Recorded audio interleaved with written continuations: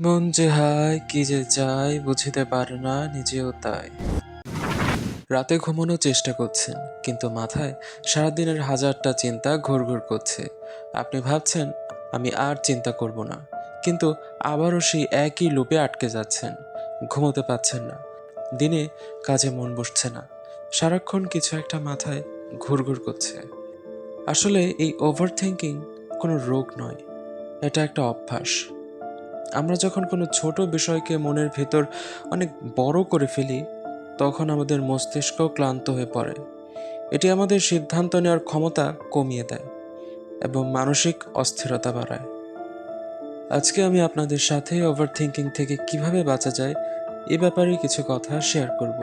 তো প্রথমেই আপনাকে যে কাজটি করতে হবে তা হলো আপনার মনোযোগ সরানো। আশেপাশের কোনো ম্যাটেরিয়াল জিনিস যেমন বই পেন্সিল ধরে দেখার চেষ্টা করুন। আপনাকে মুভমেন্ট করতে হবে, জায়গায় বসে থাকলে হবে না। চিন্তা করার জন্য একটি আলাদা সময় ঠিক করে রাখুন, এই ধরুন বিকেলের 15 মিনিট।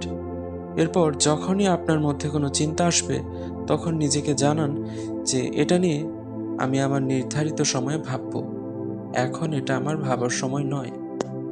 সবচেয়ে গুরুত্বপূর্ণ হচ্ছে, যা কিছু আপনার নিয়ন্ত্রণের বাইরে, যা হয়ে গেছে বা আপনার হাতে নেই, তা নিয়ে ভাববেন না। যখনই আপনি মনে করবেন যে আমি অতিরিক্ত ভাবছি, তখন 5 থেকে 1 পর্যন্ত গুনুন এবং সাথে সাথে কোনো কাজে লেগে পড়ুন। এটি আপনার মস্তিষ্ককে বর্তমানে ফিরিয়ে আনে। ভালো হয় যদি মাথায় জমানো চিন্তাগুলো কাগজে লিখে ফেলেন, এটি আপনার মনকে অনেকটাই হালকা করবে।